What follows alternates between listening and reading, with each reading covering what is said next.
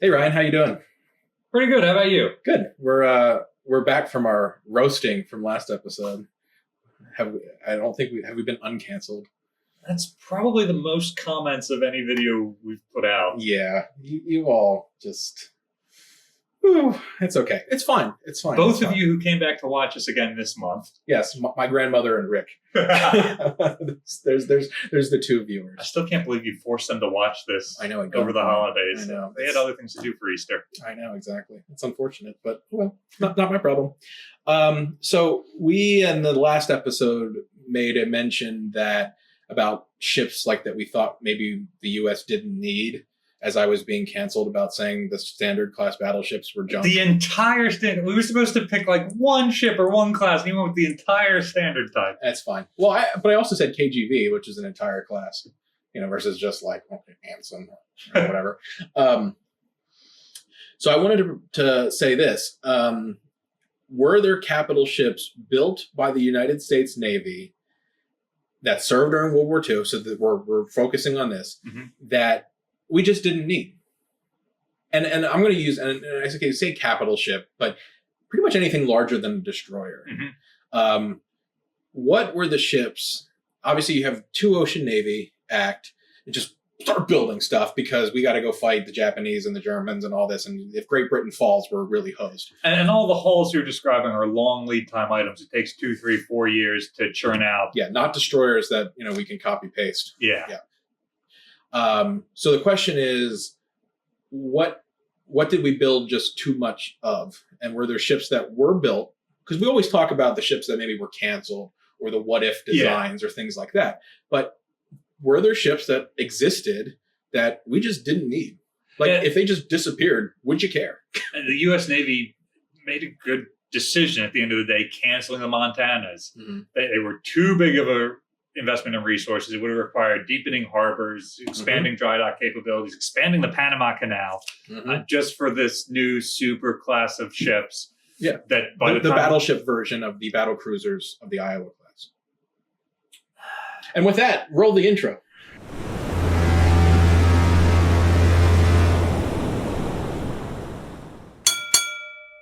Okay.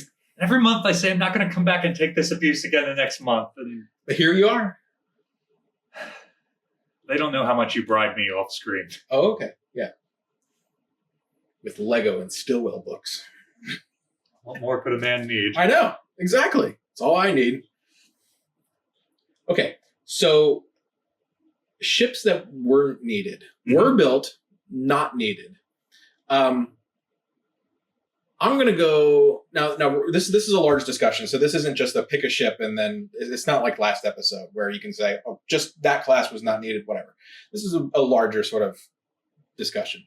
Because I'm not sure that any of the classes we kept, with maybe one exception that we'll get to later on, we could have just gotten rid of entirely. But did we need as many ships in that class? Many of these, there are a certain number authorized, and then a little bit later on, another number authorized, and so on and so forth. So we were talking about the standard class battleships, and that you're building most of them 2 at a time, with some exception. Yeah. Now, obviously, with the larger the capital ship, the more expensive, the longer it takes. So when you're talking about an evolution of a class, you're not trying to build 10 of these because they're going to be obsolete, and then the next one's going to come around. So, okay. When the ships get smaller and the build time gets smaller, you can produce more of them because you can knock them out faster. It's why 10 Nimitz-class carriers has taken so long to build, and they're all functionally different, hatches and doors and generators being in the wrong place, but then you can have... It would take 35 years for that production run? I was going to say 40, just rounding. But then you can have like 100 Fletcher-class destroyers that are all like copy-paste. And we built them in like 2 years. Exactly. Yeah. So given the fact that larger ships take longer to build, the fact that in World War II, we were able to produce so many ships of all types. Obviously, we scaled back on battleships just because the evolution of naval warfare was changing. But we still built a lot of them. Yeah, and like New Jersey is built in 32 months compared to like the 48 months that you see. You can't even build a frigate now for that. Yeah, don't get me started on that. But yeah, my budget. Sorry. And New Jersey is not the most rapidly built of the wartime battleships. It's one of the South Dakotas. I can't remember which. Well, those productions of those ships were like really floored because they were like, you got to get these things off because we need them. We're going to tell you why I don't think you needed them. But I need these Iowas. Yeah, we need to free the slipways and the resources to then get these Iowas turned out too. Yeah. So I've already played my hand. I've already shown the audience what I've mentioned it twice. I personally think you could have done without the South Dakota class battleships. And again, now I'm being canceled because you guys supposedly like Massachusetts. I do. I love Massachusetts. Torch. I mean, that's got like one of our highest watched videos on this channel. Like I love Big Mamie and Alabama and all of them. Probably didn't need 4. I disagree that we don't need the entire class, but I do agree we didn't need to do a repeat authorization. We build the first 2 and then authorize the second 2. Yeah. I think we could have gotten away with 2, and then that gives us the operational experience and the evolutionary experience to go from the North Carolinas to the Iowas. Yeah, I'm in the same boat in that it would be like, I think you probably could have gotten away with building the 2, like you said, and then moving on. I don't really think you needed the 4. And then, but if there was any class of battleship built in that time period, I would say that you probably didn't need those. Like if you had to axe a class, I would say it's the middle child. Yeah. Your babies of the family you love. They're the ones who are going to take care of you years down the line. And your firstborns are the ones where you make all your mistakes and you figure it out. Well, because even if let's say you just like squinted and deleted, like looked over South Dakota, you can still see the evolution from North Carolina to Iowa, because the South Dakota design almost has a backward step, and then you went forward in terms of being like again the shorter length and the superstructure. I think is the evolutionary step forward, but I don't know about anything else. The whole form does kind of go, but they're shortened in part for the armor system. And the armor system is basically taken 1 for 1 from that class to the new class. We were not happy with the armor scheme of the North Carolina class, at least as rearmed with the 60-inch guns. Sure. No, I mean, that's fair. Though I have always maintained the idea that I prefer an external build over internal build. And there are a number of reasons why that's better. And were there no treaty requirements, I am positive the U.S. Navy would have done exclusively exterior belts. Sure. And certainly when the treaty requirements are lifted, the Montana design goes from being an interior belt to exterior again. So there's proof that you're correct in this. Exactly. And that's why I maintain the idea that the Iowa class is a battle cruiser. Side by side next to a battleship, Montana. This looks like a battle. We're not having this conversation again. Yeah, we've done this so many times before. The internet hates that. The English gentleman who should not be named we've had this conversation so many times. Okay, but so we talk. South Dakota, fine. You don't even need these. Let's just be real. Like, if you needed North Carolina, Washington, and 2 South Dakotas for what they did, you probably don't even need these. You need these if none of the 4 South Dakotas exist. How much hindsight are we operating with here? Like, do we want to be making this argument from perfect 2020 hindsight, or do we want to be saying that the folks at that time could have made better decisions? Why not both? With 2020 hindsight, we just don't build battleships. Like, we don't need the North Carolina as the South Dakotas. So that's fine. Okay, like, hit me over the head with your logic. Okay, continue. We build a couple of Essexes and then a couple of Midways and get those out earlier. In perfect hindsight, you go back in time, you say, these are the exact ships and exact places that they are needed, and you build exactly that tonnage, and then you're good to go. You save the taxpayers billions, okay? Yeah, if the federal government is ever operating efficiently, then you know that I've invented a time machine. Exactly. No, I don't You've gone necessarily. back and killed baby Hitler. Yes. He drowned him in a tub. I don't know. Sorry. I thought we were going to talk about how we would kill baby Hitler in a future episode. Okay, perfect. Write it down. All the different ways. Yeah. Okay. Okay, but just basic, like I said, a combination of both. Do we need the Iowa class? I think that their post-war use justifies their completion, even if they're coming out so late in the war that really there's nothing for them to compete with at that point. But you don't know that they're going to have such a post-war use because you're a late 1930s, early 40s bureaucrat. If that's the case, then I'm probably a big gun proponent anyway, and I'm saying we should build more battleships instead of aircraft carriers. Okay, that's fair. That's fair. I'm thinking that there will be battleships as part of the post-war fleet, and I cannot yet imagine that in 1948 we're going to decommission all of them except Missouri. She's going to be a training ship, and she's only kept around because Truman became president when Roosevelt died, and he just switched running mates. The second episode in a row. Truman! Sorry. Okay. Got to get a bleep in there somewhere. Okay. Okay, so Iowa class exists. But I don't think that the Iowa class needs 6 units. Well, obviously in real life they don't get 6 units. We have the wherewithal to cancel the last 2, even. And obviously they're under construction, but it makes sense to me canceling Illinois. We've barely started her. Kentucky though, that pisses me off. Yeah, because you've invested so much into nearly completing a 5th Iowa class battleship. Finish the damn ship. Yeah, Kentucky and Hawaii should have been completed. Like, you have the resources, you have the manpower. Just do it. And it doesn't have to work it out later on. Yeah, it doesn't have to be. It's already paid for. Exactly. It doesn't have to be the same base design as the other Iowas. Yeah. It doesn't even have to be a battleship or whatever Alaska is, a large cruiser. Like, Hawaii can be completed as a missile ship. Kentucky can be completed as a missile ship.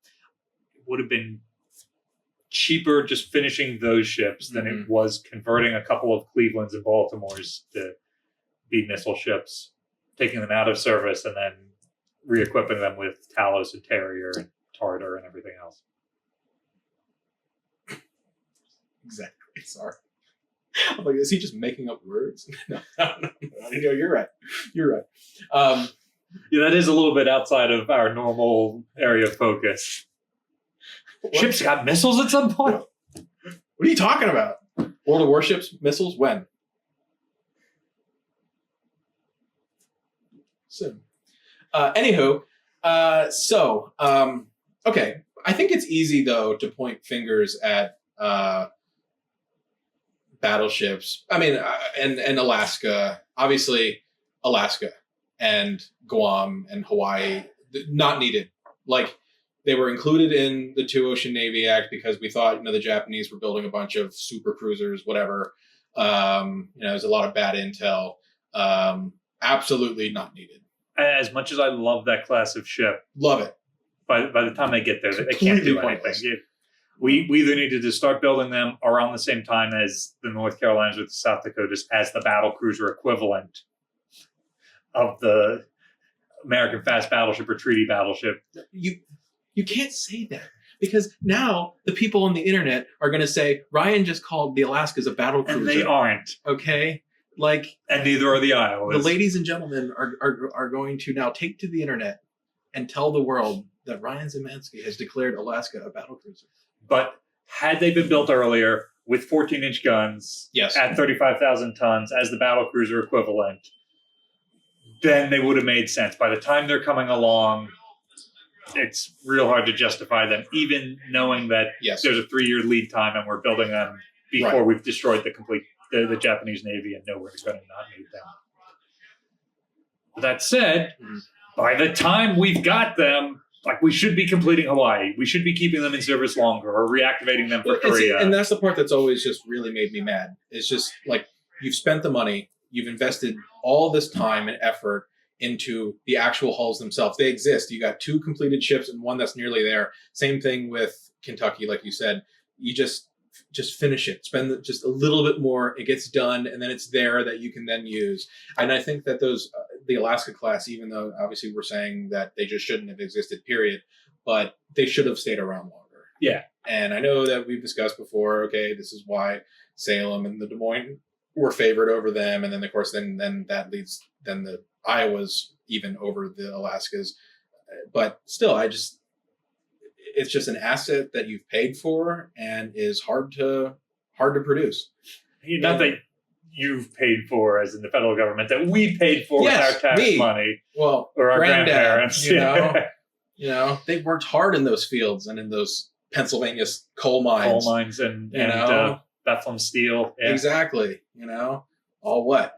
So my generation could see a bunch of crappy frigates, Like, damn it. Well, we're never going to see those frigates. No. We'll be in our 80s by the time the first Constellation class frigate comes out.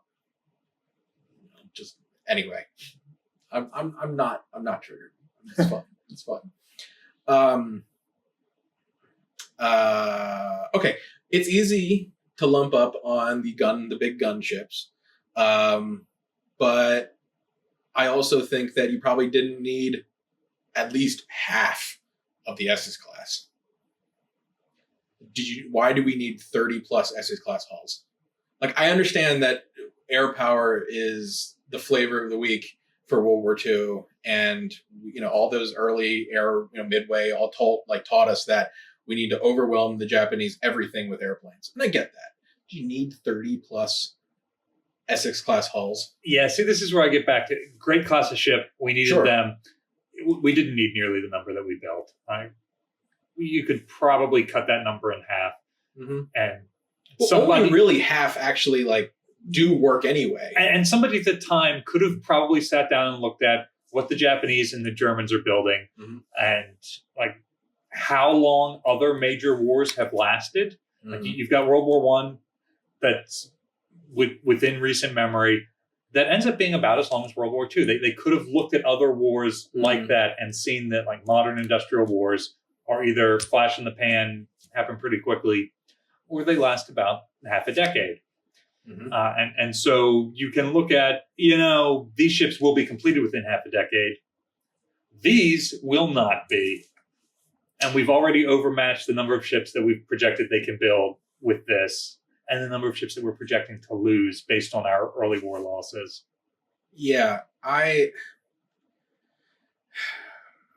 so when I was having this conversation with Rick the other day, and he reminded me of the fact that it's easy to think about this in hindsight, but it's the same reason why, Des Moines and Worcester and some of those other ships get greenlit, because maybe it's, no, you don't need 30 plus Essex class hulls to fight Midway level battles, because the Japanese are certainly out of carriers. They're out of everything at this point. Okay. Hellcats are strafing fishing boats. Okay, there's nothing left to shoot. Submarines aren't expending torpedoes because they can't find anything big enough. They're carrying bazookas. Yeah, exactly. Surface, and now we're bazooking these Japanese trawlers, because torpedo would just break the thing and wouldn't even detonate. But, the idea that we can sink the Japanese Navy, but you can't sink the Japanese archipelago, the home islands. So, this idea that the U.S. Navy is going to have to camp basically the entirety of the country offshore. So, picket Essex class carriers and just have 24 hours a day roaming air, combat air patrol and just other types of patrols to make sure that other aircraft aren't sneaking out or in, or, kamikaze missions. And this idea that the Japanese people are just going to resist an invasion for half a decade or something. I don't know. It's an interesting fact to think about, that and you need all these gun barrels and all these cruisers and all these things like that, because potentially sitting off the coast of Japan for years waiting for assuming that there's no invasion or something like that. I don't think a blockade would have lasted that long, and I feel like planners at the time didn't think a blockade would last that long before we had starved them out.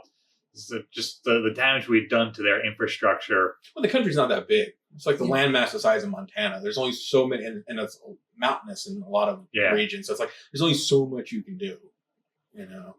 And if we've destroyed their rail system and they can't get the food from where it's being produced to the cities where it's needed. And you can't fix your rail network because you have no natural resources and it's being... And we've destroyed your steel mills. Avengered every day. And you don't have fuel to ship it via car, truck, boat, because none of the fuel's getting through, or even coal at this point.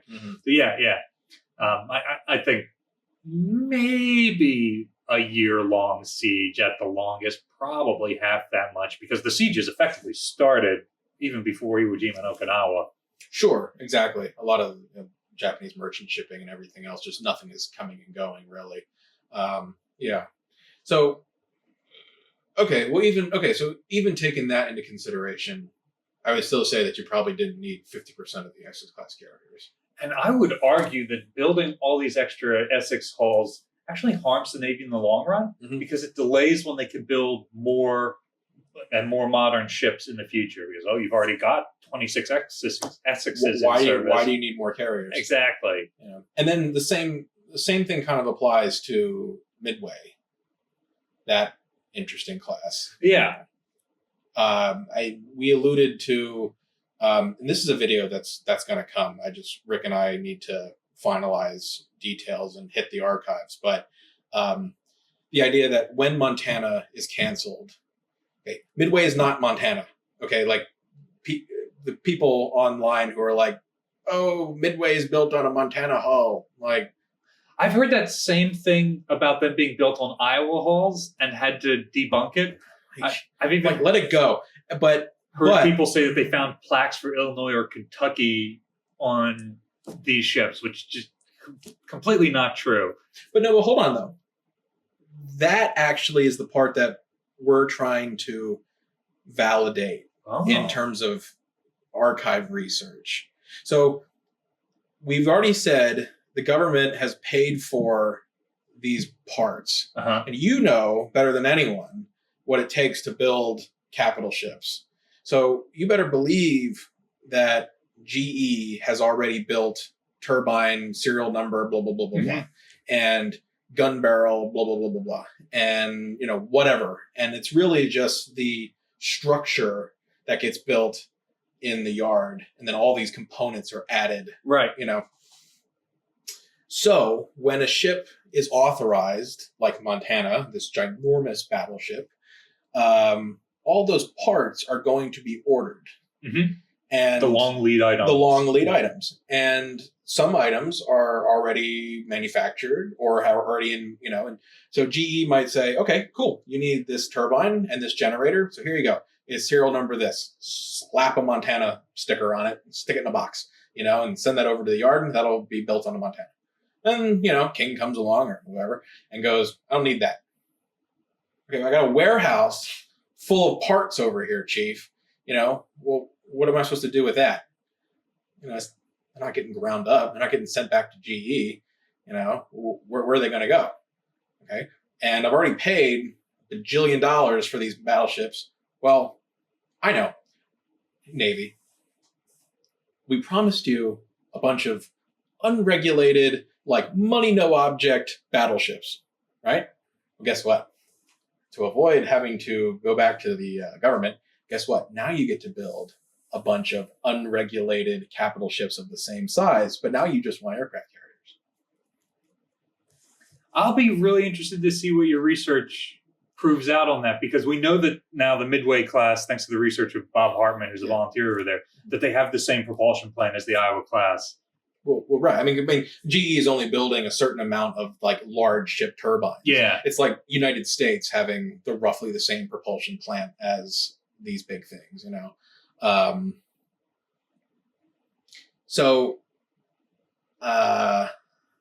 like Midway's secondary battery of 5-inch 54s. Okay. you better believe those guns were manufactured with the intent of being put onto a Montana hull. Those are Montana secondary batteries. They're just the mounts are cut in half and now they're glued onto the side of a carrier instead of being on a battleship. Now I've always thought that the two designs are being designed in parallel, so they're using a lot of the same stuff. Well, sure. But you have to, but okay, yes. So like if you're in your Bureau of Ships and you're just some guy who shows up at his desk job every day and goes, yeah, like, yes, we're developing, BuOrd is developing a 5-inch 54 and this mount and whatever. So sure, like, so you're still correct. But when it comes to actually building the ship, those are Montana's secondaries. Do you see what I'm picking up here? Like, so when you cancel Montana and its warehouse full of junk now becomes surplus, well, where's that surplus going? Oh, now let's build a bunch of unregulated large armored carriers that are all roughly the same size as this battleship that we weren't going to build. You know, you don't think that warehouse full of Montana parts doesn't end up, and Iowa parts and other things, doesn't end up in your gigantic battle carrier?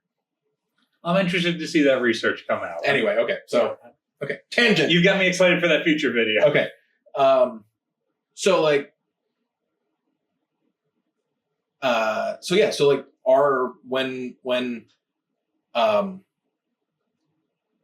because why does Midway need a dozen 5-inch 54s down her side in positions that don't make sense? You're saying because we have them and not because she needs the extra high power anti-aircraft to deal with the kamikaze threat. The Essex proves that, you stick a bunch of 5-inch guns on the deck and the thing is surrounded by battleships and cruisers, and especially in the late war, especially in post-war. Like, I'm supposed to have a bunch of Worcesters surrounding my carriers. Why do I need a bunch of 5-inch 54s below my flight deck with, shitty firing arcs? Because the U.S. taxpayer has already paid for a bunch of 5-inch 54s that are sitting in a box over here in this warehouse that I need to use.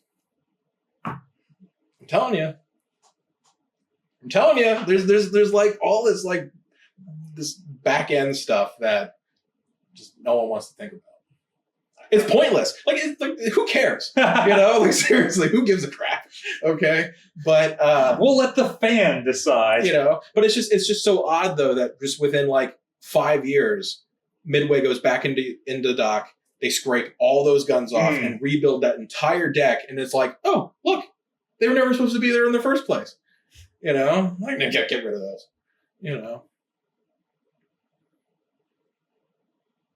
So are you saying that Midway shouldn't be built? Oh no, Midway shouldn't be built either.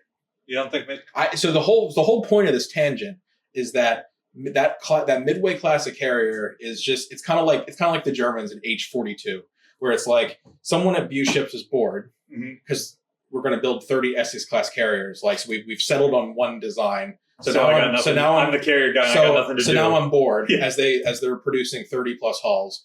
Okay, here's a Midway. Oh yeah, give that battleship armor. Look at this armored deck and look at this thing and stuff like that. And then they go, I got a warehouse full of battleship parts. Ooh, really? And then you're like that video game, like Ultimate Admirals or whatever. It's like, oh yeah, just slap a bunch of 5-inch guns down the length of my aircraft carrier. Why? No idea. It looks awesome. Come on. I do think that wartime experience makes sense in the Midway design. So I would build about a dozen Essexes and then the Midways. Gotcha. I don't think I would build any Independences. No, I think especially considering how many Essex class hulls. So if we're not, I think if you decide to not build all the Essex class hulls, I think there is an argument for the independence, but I don't see it with given how many hulls you are building. And they're not going to be completed until the Essexes are already coming off. It's not like they're going to be the stopgap that we needed them to be to supplement Saratoga and Enterprise. And I think the sad part is I'd rather have the cruiser that the hull is supposed to be. The U.S. Navy is so deficient in cruisers, and then we lose so many in the early campaigns. Yeah, I think I'd rather have the light cruisers that those hulls were supposed to be versus the crappy light carriers that they end up becoming. Again, I say crappy, but everyone, I know that there's people who have parents and grandfathers served aboard those ships. No disrespect to anyone who's watching. Please don't leave. Okay, I've already lost enough hair. But yeah, no, I definitely agree with that point. There's just some whole sections of a lot of some other sort of types of ships that probably just aren't required. I would argue that if we had to build an escort carrier or a light carrier, to use the proper terminology, you go with the Baltimores. I think the Clevelands are good enough as cruisers. The rapid-firing 6-inch guns, just about as effective as the 8-inch guns. The 8-inch guns have the longer range. But they've got practically the same anti-aircraft battery. And yes. I know that they become overweight. They're smaller hulls, and they become overweight rapidly during the war. I don't think those sorts of design constraints are a bad thing. I think they were still a good class of ship, and we should have just rolled as many out as possible, as quickly as possible, including the, 7 that get converted to the Independences. Mm-hmm. But the Baltimore hull is a little bit bigger, so maybe you would have created a useful ship. And as a better light carrier. And again, light meaning like not a fleet carrier. Yeah, as an alternative to a fleet carrier. No, you're right. We do make, I think, a pair of light carriers based on Baltimore hulls that come out post-war. I'm trying to remember. It might have been Saipan. Saipan and Wright, maybe. Yeah, no, the Saipan. I believe you're correct in that one. So you start with those coming out in 43. If you, because you definitely because that was the next ship that was on sort of the list. Like, I don't really think you need all these heavy cruisers. Like the treaty era heavy cruisers do absolute work in the beginning of the war. Yeah. Like, holy hell. Just far exceed expectations. They hold the line for being derogatorily called the tin clads. Seriously. And then you get all these great Baltimore class cruisers and then all their various iterations. But I think that's just it. The various iterations, by the time those ships are around, they're not. The Japanese have so few heavy cruisers to begin with. Yeah. Yeah. Baltimore's are named after my home city. Mm-hmm. One of my favorite classes of ships. I'm not sure we need them at all. We definitely don't need the updated, the newer classes that are released later on. We definitely don't need the updated, was it Oregon City class? Yeah. I think there is still a reason to build the Des Moines post-war as like a iterative thing. But see, I guess that's the whole point, though. If we axe half of the Baltimores or turn them all into light because carriers. Des Moines is just that lineage, right? So if you axe Baltimore because you don't need it, do you even get to Des Moines? Or does the Worcester class become more prevalent post-war because now you put more emphasis on gun light cruisers and you axe the heavy cruiser line. Maybe you do end up getting that Atlanta Group 4 iteration with the 54s. Yeah, taken from Montana. No. That would have been that was the design that. So the Navy said, yes, put Montana's secondaries on in Atlanta. And they were like, Chief, the mount is too wide and too heavy. You'd have to basically re-engineer the entire ship. We're way too stingy to do that, especially on this like destroyer leader. So they're like, nope, that's too bad. So then they were like, what else you got, Buord? And they're like, hey, we're developing this new gun for the Forrest Sherman. that. And they're like, is the mount light and narrow? Yes. Then stick it on, and then those were ordered but canceled. That would be like Austin in CL-154. Friedman just refers to them as CL-154 because that was the name of the lead ship, World of Warships named Austin. Yeah. But anyway, yeah. So Group 4 Atlanta, off of the 3, which would have been Flint or I can't remember which proceeded. Maybe this is a topic for a future video too, but What do you think about things like video games using never built designs? I think it's awesome. I think too. Because what I love, absolutely love, and it's what I just mentioned, is like World of Warships putting out this Atlanta, this post-war Atlanta, and they call it Austin CL-154, and everyone on the internet just going like, "Wow, wargaming! Like, are you bored? Like, it's a real design." And they just think like that's just a bunch of drunk wargaming people who decided that. Granted, there are some designs that are just not right. Well, the U.S. has all these post-war designs that continue. Yeah. Other countries don't. But I love the fact that there are games out there that do take designs that, and especially in the case of like in Austin, where CL-154 ordered, that design was right there, and it was. But they gave precedent to the heavy cruiser, followed by the light cruiser, and then followed by the super light cruiser. So my whole point of this whole tangent was, had you axed Baltimore for carriers, they might have shifted down a level, and you might have gotten both of those light cruiser variants, like anti-aircraft light cruisers, while then not building Des Moines and Salem and. That would have been a shame. I wouldn't want to see that, but because the Worcester class was never. Worcester? Yeah. Is that like the way you say Missouri? So I'm going to say Worcester, and you're going to say Worcester? Worcester, Massachusetts. I don't hear a difference. Oh, my God. But the Navy was never happy with that design. They originally wanted the Clevelands to be something like that, and that never happened, thank God, because we got something that was like an upgraded Brooklyn, essentially. Usable. Yeah. And it would have been interesting if we don't get the Baltimores and we do stick with the light cruisers. Is there the Cleveland class grows back into something more like the Brooklyn class?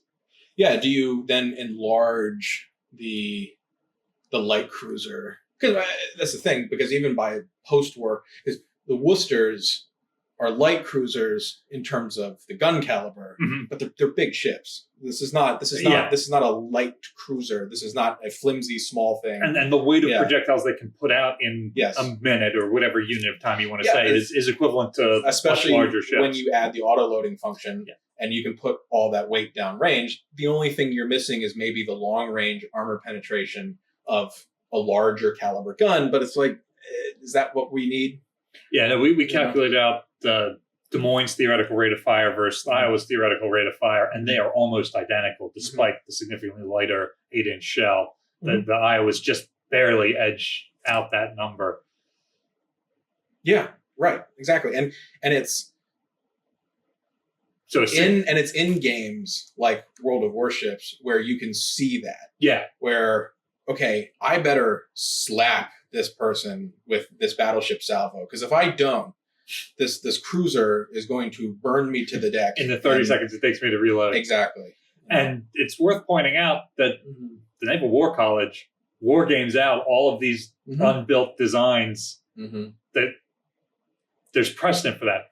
Obviously, they're using tabletop games and not video games at this point, but like they are wargaming specifically to test the unbuilt things. We don't know what the results of those are, except in what they actually build at the end of the day. So throwing them into games lets us see just how effective these ships would have been. No, absolutely right. And I think it's interesting to be able to actually test that out at home, in the comfort of your own home, and really put that to the test and see what things could have been like.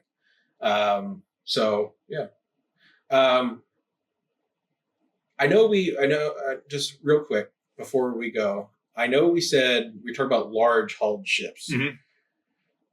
But I wanted to mention one thing really quickly. I don't think you needed gearing. So I know that destroyer class and then Sumner, or that group is kind of, just this natural progression of destroyers. All essentially on the same hull form. Right. But I think you could have probably not built those and just stuck it out with Fletchers. And then, now obviously I know that the Navy builds stuff in this evolutionary fashion, so it's hard to sit here and say, well, the Navy then, if the Gearings and Sumners didn't exist, then how do you know that than the subsequent classes like Forrest Sherman. You know what I mean? Because obviously now you're disrupting the natural evolution. So, but I guess maybe that's my point. Like, what if the Navy decides not to build those destroyers and you just do Fletchers? What kind of, and then they kind of go in the immediate post-war environment and then clean sheet a Cold War destroyer. Does the U.S. Navy end up with something like the Swedish, like Holland and Småland destroyers, which are, I think, better destroyers than sort of the super late post-war or super late and post-war U.S. destroyers, or like British Darings, because it's like a lot of the European nations went to war with these pre-war destroyer designs, didn't do a whole lot in the war because they were fighting it and you didn't or occupied, and then immediate post-war, it's like all of a sudden now we have all this new technology and we can learn a bunch. So it's like, did the U.S. Navy walk so that other navies could run in the post-war? And I think I mentioned it earlier in the video that there was this stagnant period after the war where because we had so much war-built stuff. We had so much stuff. It's like, we're not going to build you destroyers because we already have 1 billion Fletchers and Gearings. Yeah. And then there are some false start designs, like was the Carrier United States, what were the destroyers, or the Mitcher class that came before the Forrest Shermans, that was like, actually, we don't love these. And then we finally get back to, okay, the Forrest Shermans are good. The Fortholes are good. Yeah. So again, the big question we're asking is like, what hulls don't we need? And do you think that to tie this all together, do you think the fact that we overbuilt so much in World War II actually hurt us potentially in the long run? Because there's, from the 40s to the 60s, not really a whole lot sort of happens. It's just, you may get slight advancements in radar and certain technologies, but no real new weapon systems are like would we have adopted, like if the U.S. Navy had cut destroyer, would the U.S. Navy have adopted like the Bofors, like automatic 120 millimeter twin mount or something like some of the Europeans did? You know, would you have seen like a U.S. Navy destroyer that was sort of more modern? Not to say that the other ones weren't modern, but it's just, like, it's just interesting to think about how the overbuilding and then not wanting and then having to use existing assets then ultimately handicapped maybe new designs and new construction and new weapon systems. Yeah, I don't know that the Navy was ever displeased with the weapon systems on these ships. The big difference... No, you're right. And again... was the longer haul for more range. They're able to carry more fuel. Yeah, and we've talked about the idea, like 5-inch 38, 54. I mean, these are fantastic weapons. So I'm not knocking it, but... I don't think the United States does. I think that we're now thinking of global commitments, so we're stretching the existing ships to... so range is a priority versus, of course... Which is not the case for the European nations. As even pre-World War II, it's like all their ships never had to cross oceans. You're dealing with these small, localized engagements. Like the Italians, like, all we have to do is just control the Mediterranean. Cool story. You can't even do that. So given that it's the same hulls, I would argue we didn't need a gearing class because there is no gearing class. The gearings are just Sumner Flight 2s. No, I know. Or they're Fletcher Flight 2As. Yeah. Because you got the Fletchers as the base model, the Sumners, same hull but new guns and superstructure as the Flight 2, and then you get to the gearings where we've just stretched it, but it's identical otherwise. Yeah, no, I know. Yeah. The only reason why I put so much emphasis on those two is because even though that gearing is the Flight 2, it's the one that's the most recognizable because of like World of Warships. That's top tier. Yeah. Well, no, not anymore. No. It is like it's the U.S. Tier 10, but not Sumner. It's the gearing. So again, because of the stretch and everything, that's the only reason why I put so much emphasis on gearing versus just that entire class with I would say Baltimore to say all of them. I'm not sitting here saying Oregon City all the time. Who remembers the Oregon City class? What was it, 2 or 3 ships there that were completed. I love the Oregon City because it's like the mini Des Moines. I like it's the precursor to compressed superstructure a lot better, and the lowered. Yeah.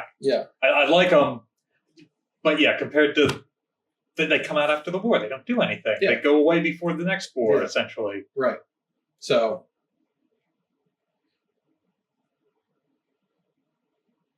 What were we saying? Oh yeah. Okay. So is there anything else before we leave? So I think we're on the same page as like we built way too many PT boats. Yeah. What the hell? The mahogany production in the I know. Freaking junk, man. Packard engines are not cheap. No. There's a JFK link showing up somewhere, on the screen. Go watch that again. You'll like that one. Anyway, okay. Well, thank you, Ryan. Another wonderful conversation. Argument? I'll see you next month. We'll see about that. We'll do it again. It'll be even dirtier. But you won't say anything about Iowa battle cruisers this time. No, I think that ship is sailed.